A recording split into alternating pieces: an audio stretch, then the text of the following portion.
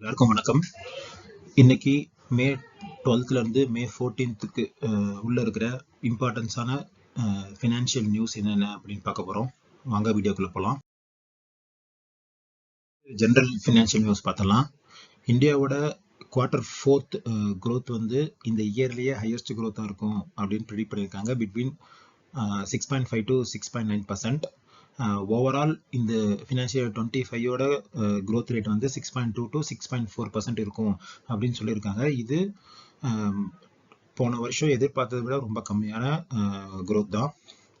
Tamil Nadu government இந்த வருஷமும் market borrowing ரொம்ப அதிகமாக வாங்கின ஸ்டேட்டாக இருந்திருக்காங்க. இந்த வருஷம் மட்டும் 1.01 lakh crore வந்து மார்க்கெட் பாரோவிங்ஸ் அவங்க பண்ணியிருக்காங்க. மகாராஷ்டிரா செகண்ட் பிளேஸ்ல இருக்கு, கர்நாடகா வந்து தேர்ட் ஸ்பாட்ல இருக்கு. இந்த அடுத்த ஃபினான்ஷியல் 26ல தமிழ்நாடு கவர்மெண்ட் பட்ஜெட் படி பார்த்தா 1.36 lakh crore மார்க்கெட் பாரோவிங்ஸ் வாங்குறதுக்கு முடிவு பண்ணியிருக்காங்க. It will be record high. ஆனால் இவ்வளோ கடன் வாங்குற தமிழ்நாடு ஸ்டேட்டோட ஜிஎஸ்டிபி, அதாவது கிராஸ் ஸ்டேட் டொமஸ்டிக் ப்ராடக்டோட வச்சு கம்பேர் பண்ணும்போது அவங்களோட கடன் வந்து 3.8%-ஆக ஃபினான்ஷியல் 26ல இருக்கும் அப்படின்னு சொல்லியிருக்காங்க. அது வந்து இப்போ 4% ஆஃப் ஜிஎஸ்டிபியாக இருக்கு.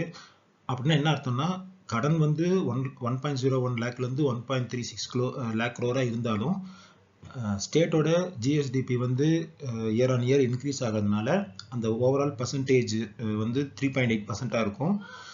ஸோ அது வந்து இந்த வருஷத்தை விட கம்மியாகும் அப்படின்னு சொல்லியிருக்காங்க. அதே மாதிரி டெப் டு ஜிஎஸ்டிபி ரேஷியோ, அதாவது எவ்வளோ கடன் இருக்கு, ஸ்டேட்டோட ஜிஎஸ்டிபி கம்பேர் பண்ணும்போது எவ்வளோ கடன் இருக்கு அப்படிங்கிறது வந்து இந்த ஃபினான்ஷியல் இயர்ல 26.43%-ஆக இருக்கு. அது வந்து நெக்ஸ்ட் ஃபினான்ஷியல் இயர்ல 26.07-ஆக இருக்கும் அப்படின்னு சொல்லியிருக்காங்க. இது ரெண்டுமே 15th ஃபினான்ஸ் கமிஷன் செட் பண்ண 28.7% டார்கெட்டுக்கு உள்ளதா இருக்கு. நெக்ஸ்ட் மைக்ரோ ஃபைனான்ஸ் இன்ஸ்டிடியூஷன்ஸ் செக்மெண்ட்டோட ஸ்ட்ரெஸ் வந்து ஓவரால் பிரைவேட் பேங்க்ஸோட Q4 ஏர்னிங்ஸை ஹெவியாக பாதிச்சிருக்கு. கொடாக் மகேந்திரா பேங்க்ல இருந்து எல்லா பெரிய பேங்க், சின்ன பேங்க் எல்லாத்துலேயுமே இந்த மைக்ரோ ஃபைனான்ஸ் இன்ஸ்டிடியூஷன்ஸோட ஸ்ட்ரெஸ் வந்து அவங்களோட ரிசல்ட்ஸில் ஹெவியாக அஃபெக்ட் பண்ணியிருக்கு. ஓவராலாக பிரைவேட் பேங்க்ஸில் வந்து ஃப்ரெஷ் ஸ்லிப்பேஜஸ் வந்து 1058 கோடியாக இருந்திருக்கு இந்த குவார்ட்டரில். அது வந்து போன இயர் இதே குவார்ட்டரில் 680 கோடியாக தான் இருந்தது. பட் ஆனால் இந்த வருஷம் கிட்டத்தட்ட 80% இன்னும் இன்க்ரீஸ் ஆயிருக்கு. இந்தியாவோட ஐபோன் எக்ஸ்போர்ட்ஸ் வந்து ஏப்ரல் மந்தில் வந்து 116% ஜூம் ஆயிருக்கு. 800 crore இருந்தது 17,200 crore வேல்யூ ஆஃப் ஐபோன்ஸ் வந்து இந்தியாவிலேருந்து எக்ஸ்போர்ட் ஆயிருக்கு. செபி வந்து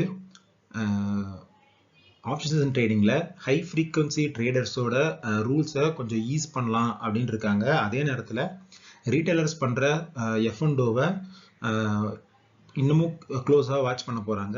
ஏன்னா அவங்க லாஸ்ட் இயரே கொஞ்சம் மெஷர்ஸ் கொண்டு வந்தாங்க அந்த F&O ஆக்ஷன்ஸை குறைக்கிறதுக்கு. பட் ஆனால் அது நல்ல ரிசல்ட்ஸ் தரல. அப்படிங்கிறதுனால இன்னும் அதில் என்னென்ன ரெஸ்ட்ரிக்ஷன்ஸ் பண்ணலாம் அப்படின்னு சொல்லி வாட்ச் பண்ணிட்டு இருக்காங்க. டிஎஸ்பி மியூச்சுவல் ஃபண்ட் வந்து ஒரு ரிப்போர்ட் கொடுத்துருக்கு. அதில் என்ன சொல்கிறாங்கன்னா, ஸ்மால் அண்ட் மிட் கேப்ஸில் வந்து மார்ஜின் ஆஃப் சேஃப்டி ரொம்ப லிமிட்டடாக இருக்குது. ஏன்னா அந்த ஸ்மால் அண்ட் மிட் கேப் ஸ்பேஸில் வந்து வேல்யூவேஷன்ஸ் வந்து எலிவேட்டடாக இருக்கிறதுனால அங்கே மார்ஜின் ஆஃப் சேஃப்டி ரொம்ப கம்மியாக இருக்குது. So as of now large caps தான் ஒரு நல்ல பெட்டாக இருக்கும் அப்படின்னு சொல்லி. நெக்ஸ்ட்டு ஜென்சார் இன்ஜினியரிங் ரீசெண்டாக ரொம்ப ப்ராப்ளமேட்டிக்காக போயிட்டு இருக்கிற ஒரு கம்பெனி. அதில் வந்து செபி ஆர்டர் பண்ணதுனால அதோட ப்ரமோட்டர்ஸ் வந்து அந்த கம்பெனி ரிசைன் பண்ணியிருக்காங்க.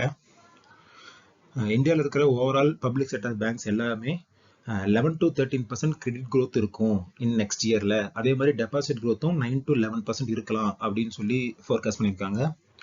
மோத்திலால் ஆஸ்வாலும் ராம்தேவ் அகர்வால் ரெண்டு பேரும் சேர்ந்து ஜெப்டோ, அந்த ஜெப்டோவில் வந்து $100 million ஒர்த் ஆஃப் ஷேர்ஸை வந்து பை பண்ணியிருக்காங்க.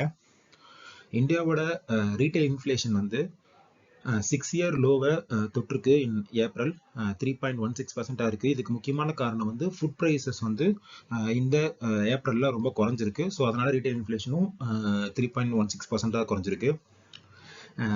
கிரேவ்ஸ் எலக்ட்ரிக் மொபிலிட்டி வந்து ஐபிஓ பேப்பர்ஸ் செபிட்ட சப்மிட் பண்ணியிருந்தாங்க. ஸோ செபி வந்து ஐபிஓ லிஸ்ட் பண்ணுறதுக்கு அவங்களுக்கு அப்ரூவல் கொடுத்துட்டாங்க.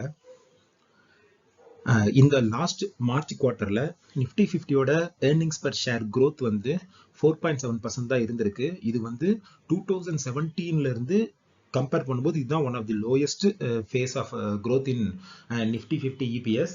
ஸோ இது என்ன காட்டுதுன்னா கம்பெனிஸோட ஏர்னிங்ஸ் வந்து பெருசாக இன்னும் வளரல, பட் ஆனால் நிஃப்டி 50 வந்து ஏறிட்டே இருக்கு. ஸோ அதோட பிஇ வந்து இன்னும் எக்ஸ்பேண்ட் ஆகிட்டே இருக்கு, இபிஎஸ் வந்து குறைஞ்சிட்டே இருக்கு. ஸோ கொஞ்சம் நிஃப்டி 50 வந்து காஸ்ட்லியாக இருக்கு அப்படிங்கிறத இது இம்ப்ளிகேட் பண்ணுது. நெக்ஸ்ட் யூஎஸோட கன்சூமர் இன்ஃப்ளேஷன் ரிப்போர்ட் வந்து வந்திருக்கு இன் ஏப்ரல். அது வந்து 2.3% இருக்கு. இது எக்ஸ்பெக்ட் பண்ணதோட கம்மி. ஸோ இதை பேஸ் பண்ணி மேபி ஃபெட் வந்து ரேட் கட் பண்ணலாம் அப்படிங்கிற எதிர்பார்ப்பும் இருக்கு. டெஸ்லா வந்து சட்டாரா அப்படிங்கிற மகாராஷ்டிராவில் இருக்கிற ஒரு இடத்துல வந்து இவி வெஹிக்கிள்ஸ் அசம்பிளி பண்ணுறதுக்கான ஃபேக்ட்ரி உருவாக்குறதுக்கு லேண்டை வந்து ஸ்கவுட் பண்ணிட்டு இருக்காங்க அப்படின்னு ஒரு ரிப்போர்ட் வந்திருக்கு. அவங்க வந்து இந்தியாவில் அவங்களோட என்ட்ரி வந்து நெக்ஸ்ட் ஃபினான்ஷியல் இயர் 26ஓட எண்டில் இருக்கும், Q4 ஃபினான்ஷியல் 26ல இருக்கும் அப்படின்னு எதிர்பார்க்கப்படுது.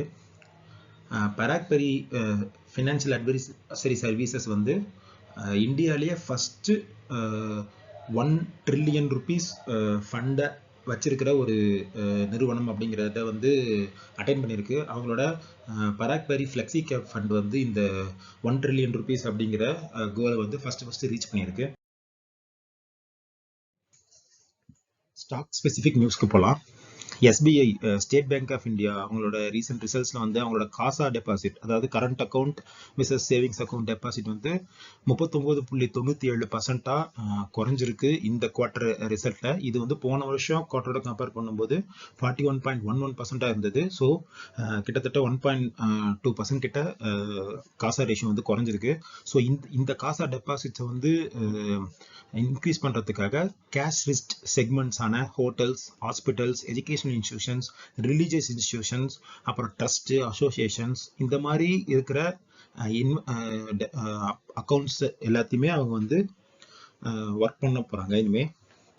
அப்புறம் காத்ரேஜ் ப்ராப்பர்ட்டிஸ் வந்து ஹவுசிங் ப்ராஜெக்ட்ஸ் ஒர்த் ஆஃப் 40,000 கோடி வந்து நெக்ஸ்ட் ஃபினான்ஷியல் இயர் லான்ச் பண்றோம் அப்படின்னு சொல்லியிருக்காங்க.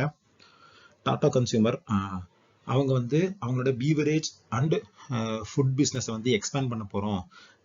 எங்கெங்கன்னா ஸ்போர்ட்ஸ் ட்ரிங்க்ல, எனர்ஜி ட்ரிங்க்ல, இந்த செக்மெண்ட்லாம் நாங்கள் வந்து புது ப்ராடக்ட்ஸ் அண்ட் அவங்க எங்களோட ப்ரெசன்ஸ் வந்து என்லார்ஜ் பண்ண போகிறோம் அப்படின்னு சொல்லியிருக்காங்க.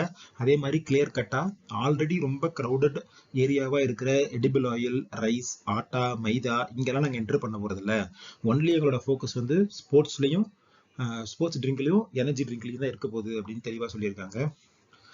ஜாப்பனீஸ் மேஜர் பேங்க் சுமிட்டோமோ வந்து அவங்களோட SMFG இந்தியா கிரெடிட் அப்படிங்கிற NBFCயை வந்து எஸ் பேங்கோட மெர்ஜ் பண்ண போறாங்க.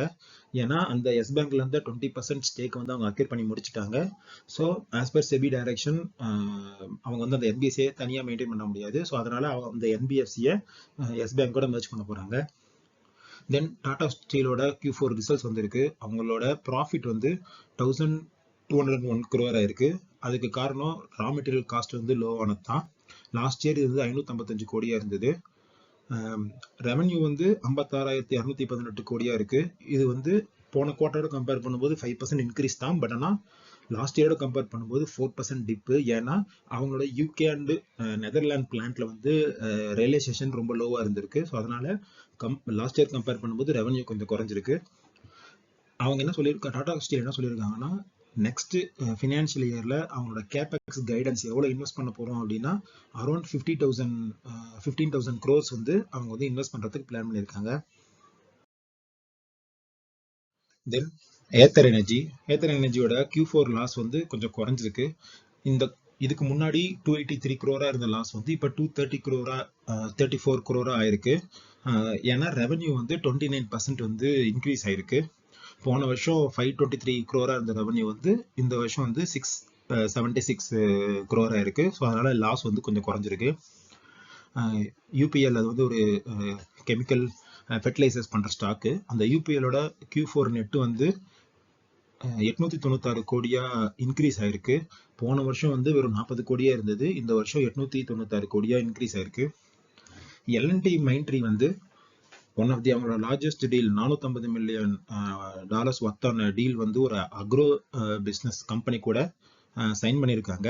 இது வந்து one of the largest deal since எல்என்டியும் மைண்ட்ரியும் மர்ச் ஆனதுக்கு அப்புறம் சைன் பண்ற one of the largest deal இதுதான்.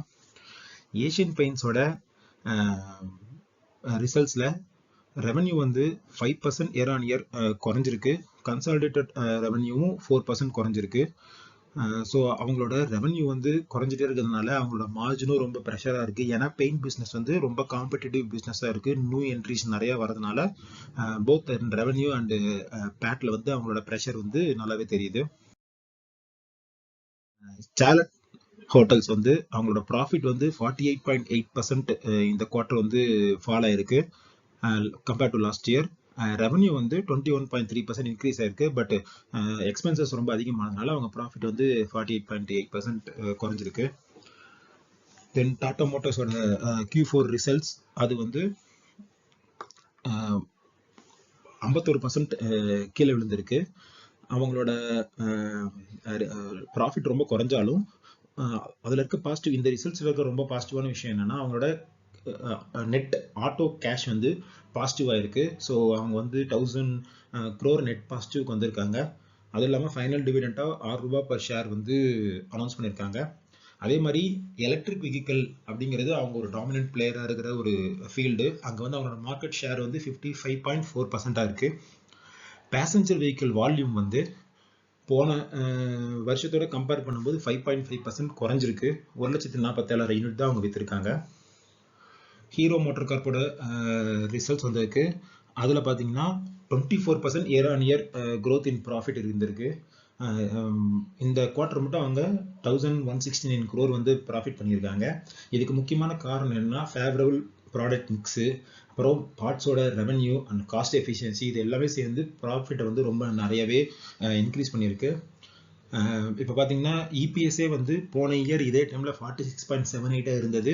இப்போ வந்து 58.08 இன்க்ரீஸ் ஆயிருக்கு. ஏர்டெலோட ப்ராஃபிட் வந்து ரெக்கார்ட் ஹையை மீட் பண்ணியிருக்கு. 1,022 crore வந்து ப்ராஃபிட் பண்ணியிருக்காங்க. ப்ராஃபிட் வந்து 432% வந்து இன்க்ரீஸ் ஆயிருக்கு. ஆனால் ஆவரேஜ் ரெவன்யூ பர் யூசர் வந்து போன குவார்ட்டரும் இந்த குவார்ட்டரும் அதே சேம் 245 தான் இருக்கு. அதில் எந்த பெரிய சேஞ்சும் இல்லை. பட் ஆனால் ப்ராஃபிட் வந்து நல்லா இன்க்ரீஸ் ஆயிருக்கு. அதுக்கு காரணம் வந்து அவங்க ரீசெண்டாக பண்ண டேரிஃப் ஹைக்ஸ் தான். கெயில் வந்து 1.3% இயர் ஆன் இயர் க்ரோத் தான் அட்டைன் பண்ணியிருக்காங்க. அவங்களோட ப்ராஃபிட் வந்து 2,492 crores இருக்கு. இது போன வருஷம் வந்து 2,468 கோடியா இருந்தது. ஸோ பெருசாக ஃப்ளாட்டாக தான் இருக்குது ரிசல்ட்ஸு. ஆனால் குவார்டர்லி பேசிஸில் பார்க்கும்போது ப்ராஃபிட் வந்து போன குவார்ட்டர் 4,081 கோடியாக இருந்தது. அதோட கம்பேர் பண்ணும்போது 39% குறைஞ்சிருக்கு. போன குவார்ட்டர்ல ஏன் ரொம்ப அதிகமாக இருந்ததுன்னா ஒன் டைம் கெயின் இருந்தது அவங்களுக்கு ஆர்பிட்ரேஷன் அவார்டு. ஸோ அதனால அந்த குவார்ட்டர் ரொம்ப அதிகமான ரிசல்ட்ஸ் இருந்தது. ஃபைனல் டிவிடெண்டாக ₹1 அனௌன்ஸ் பண்ணியிருக்காங்க. எக்ஸைடு வந்து என்ன சொல்லியிருக்காங்கன்னா அவங்களோட ரெவன்யூவை லெட் ஆசிட் பேட்டரியிலேருந்து இப்போ கரண்டாக 16,500 கோடியா இருக்கிற ரெவன்யூவை 20,000 கோடியா இன்க்ரீஸ் பண்ணுறதுக்கான ஸ்டெப்ஸ் அவங்க எடுத்துட்டு இருக்காங்க. மணப்புரம் ஃபினான்ஸோட ரிசல்ட்ஸ் வந்திருக்கு. அவங்களோட ரிசல்ட்ஸ் வந்து 3.3% டவுன் ஆயிருக்கு. 414.3 crore இருக்கு. இது போன வருஷம் வந்து 428.3 crore இருந்திருக்கு. But year on year compare பண்ணும்போது போன வருஷத்தோட இந்த வருஷம் பேட் வந்து இன்க்ரீஸ் ஆயிருக்கு. எல்என்டி வந்து 5,000 கோடி ஒர்த்தான கவர்மெண்ட் இன்ஃப்ராஸ்ட்ரக்சர் ப்ராடக்ட்ஸ் வந்து வின் பண்ணியிருக்காங்க. அதுக்கான ஆர்டர்ஸ் வந்து அவங்க வின் பண்ணியிருக்காங்க.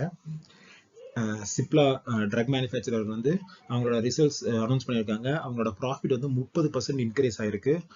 1,221 crore இருந்திருக்கு. ரெவன்யூ வந்து 9% இன்க்ரீஸ் ஆயிருக்கு. ஸோ டோட்டல் ரெவன்யூ வந்து 6,729 crore இருக்கு. இந்த 3 daysல இருக்க முக்கியமான இன்டர்நேஷனல் நியூஸ் என்னன்னு பார்ப்போம். ட்ரம்ப் வந்து இந்தியா பாகிஸ்தான் வந்து சீஸ் ஃபயருக்கு அக்செப்ட் பண்ணிட்டதுனால அவங்க 2 பேர் கூடயுமே ட்ரேடை வந்து நான் இன்க்ரீஸ் பண்ண போறேன் அப்படின்னு சொல்லியிருக்காரு. பட் ஆனால் அது என்ன எதுன்னு எந்த டீட்டெயில்ஸுமே சொல்லலை. யூஎஸும் சைனாவும் இந்த டேரிஃப் வார்ல அவங்க மாத்தி போட்டுக்கிட்ட எல்லா டேரிஃபையும் ஸ்லாஷ் பண்றோம் அப்படிங்கறத அக்ரி பண்ணியிருக்காங்க. அதே மாதிரி இன்னும் ட்ரேட் டிஸ்கஷனை நாங்க கன்டினியூ பண்ண போறோம் அப்படின்னு சொல்லியிருக்காங்க.